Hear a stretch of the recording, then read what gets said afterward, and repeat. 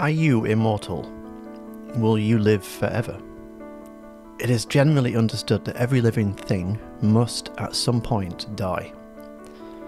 Many scientific and cultural breakthroughs, such as the invention of penicillin and the creation of modern healthcare, have allowed humans to extend their lifespan to previously unheard of lengths. Just 100 years ago, the average life expectancy was around 55 years, whereas now, it's increased to around 80 years. That's quite a big leap. But what if your lifespan was infinite? What if technology was able to keep you, or a part of you, living for an indefinite amount of time?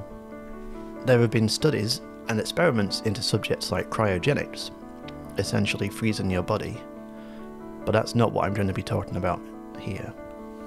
What I'd like to discuss is quantum immortality. This is a fascinating and speculative idea that emerges from the field of quantum mechanics and has been a topic of interest among physicists and philosophers. It's important to note that quantum immortality is a theoretical concept and there is no empirical evidence to support it. But hey, let's delve further into this intriguing idea and explore its implications. You may have heard of Schrodinger's cat. Schrödinger. This is a famous thought experiment in which the living state of a cat, when placed into a closed box, is impossible to determine without opening or observing the contents of the box. From the outsider's point of view, the cat may be alive or it may be dead. In terms of quantum mechanics, the cat is both alive and dead, as its state is not observed. If a tree falls in the woods and no one is around to hear it, did it make a sound? This could be taken even further. You could assume that when you close your curtains at night, the entire outside world just stops existing because you can't observe it. Fortunately, in cases like this, we've developed object permanence. We remember where things were when we left them, usually. So we can sleep soundly under the assumption that the world will still be there when we wake up. Let's go back to the cat. My cat's not here today, so I can't use her as a, I wouldn't put her in the box. Not this box anyway. To make things as simple as possible, there is a small bomb outside the box, because scientists are pretty evil sometimes. Or my scientist in my head is. Every second that goes by, there is a 50% chance that the bomb will detonate, killing the cat. So for every second that goes past, a coin is flipped essentially, to determine heads, the bomb goes off, tails, the bomb doesn't go off. So that's, after a minute of this experiment, after 60 coin flips, you'd expect that the chances of that bomb not detonating are pretty slim. Try it at home, try it now. Flip a coin 60 times, and how many times do you get heads and how many times do you get blown up? However, when we're looking at the idea of quantum immortality, from the cat's perspective, the bomb never detonates. The cat remains alive and is thankfully allowed out of that box. How did this happen? The cat is immortal. Or at least the cat in our universe didn't die, and so the cat believes it's immortal. If you know any cats, you know that they already believe that anyway. However, 60 other cats in different versions of this reality were not immortal and died, blew up. Let's put this into perspective of a human being. For example, you. You're alive because you're watching this video, thank you. And if you are alive, why don't you hit that thumbs up button and click subscribe? And if you're not alive, then don't do those things because you're dead.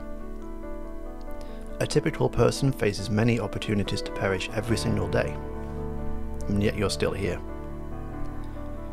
You haven't been hit by a bus, your plane didn't crash, the planet didn't spontaneously open up, and there wasn't a zombie outbreak, or we're not aware of it yet. You are immortal, but every time you cross that road, or board that plane, a version of you does die. And I don't mean in the terms of sitting on the plane for 4 hours and you feel like you're, This is all theoretical, of course. Don't worry about those other versions of you, they're probably just fine. Probably. If all of this was true, there would be a near infinite number of alternate universes, possibly infinite, if you want to look at it that way. To make things a bit simpler, imagine that there is a version of you that died every day. So, for every day that passed, a version of you passed away. But not you, because you're still here. If you live to the age of 80, that's 29,220 universes just for you alone. Even if we imagine that you are the only person in existence, which is the basis for the philosophical idea of solipsism. That's for another video, when I've learned how to pronounce it. That's an awful lot of space taken up just for you. So how about if we build on the butterfly effect principle, where specific events create a new version of our universe, or your universe. A monumental event creates a new universe, where in your universe, the planet didn't open up, but in another universe it did. What would determine whether an event is significant enough to cause this creation? Is the event something that could be controlled by a machine somewhere, or a person or a being? As a side note, one theory that I enjoy is that gravitational waves from somewhere unknown is creating new universes. I blame Neptune. There's something going on in Neptune. Some have likened quantum immortality to the concept of plot armor in storytelling. This is a trope used in film and other media to ensure the main characters never die. One rule you can use here: if you don't actually see a character die, they didn't. And one example of this is Buffy the Vampire Slayer. Very rarely does a main character stay dead, or stay dead for long, although it does happen, sadly. Another similarity in storytelling is time loops. While quantum immortality doesn't strictly refer to repeating or reliving time, it would be interesting to see a film where the time loop plot device has been expanded upon, where a character has found a way to jump to another universe at the exact same point that they started. Imagine a film like Groundhog Day or Edge of Tomorrow, but in the context of someone inadvertently hopping between near-identical universes, carrying the knowledge they learnt with them. There isn't. I am an immortal. I have been stabbed, shot, burned, frozen, electrocuted. I'm a god. You're a god. I'm a god. I'm not the god. Just editing this video and just noticed that on YouTube, Sony Pictures put out a trailer for Groundhog Day 2 3 years ago, and it's the exact same video. I think that's quite funny. This is essentially the subject of the TV show Quantum Leap, both the original and the recent reboot. In this, our main character enters a machine which allows his consciousness to travel through time and space, occupying someone else's body, allowing them to influence a change in that person's timeline which improves their life in some way. The concept of quantum leaping, or quantum jumping, is often used in self-help and New Age literature, but is generally considered pseudoscience. Pseudoscience.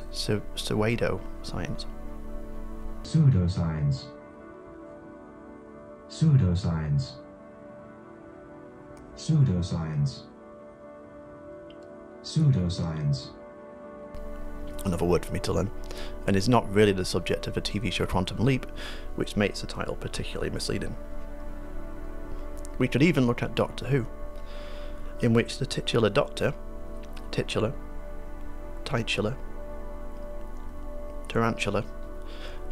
in which the tarantula doctor regenerates into a new form every time they die. What if the Doctor used quantum immortality to jump their consciousness to another universe, moments before or even after their body ceased to function?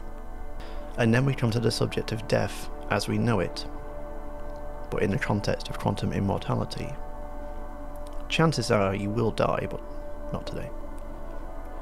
We know what happens to your body at that point, but what about your consciousness? What if that consciousness continued to exist? Because it's difficult to imagine absolutely nothing. Another example for you to try at home. Now, try it after this video. Try to imagine nothing. Not the idea of nothing, but just think about nothing. It's really difficult, and imagine that that's what happens when you die. It seems impossible, and that's why we get into subjects like the afterlife and reincarnation and Valhalla. You know, these are things that we do believe in, or people do believe in for a reason, because the idea of nothing is very difficult to get your head around. But that's another video, not this one. I'll finish this video with one final thought. We understand that energy cannot be destroyed, only converted. But what if consciousness, the thing that makes you you, what if that is a form of energy? What happens to the energy that makes you think, act and feel when your body passes away, if energy cannot be destroyed? It must be converted into something else, but what? Where? Who? How? Many things to discuss on future videos. Thank you for watching this far. This is the first time I've done anything like this. I'm hoping to do more of them. So if you enjoyed it or have any criticism, ideally nice, positive, constructive criticism, please let me know. I will probably pick this video apart over and over again before I actually upload it, because that's the kind of person I am. But I'm definitely open to any other ideas or suggestions for future videos, or what I should wear, or good diet ideas, what the weather's like where you are. In Manchester it's raining. That was just engage, talk to me, it's fun. I'm not, you know, desperate for attention, but it's just, you know, nice to hear from people. Yeah, and yeah, like, subscribe and all that, and thumbs down if you're dead.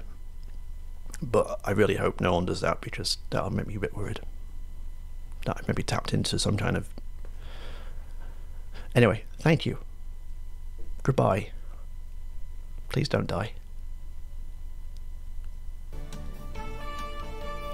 Oh, that's better.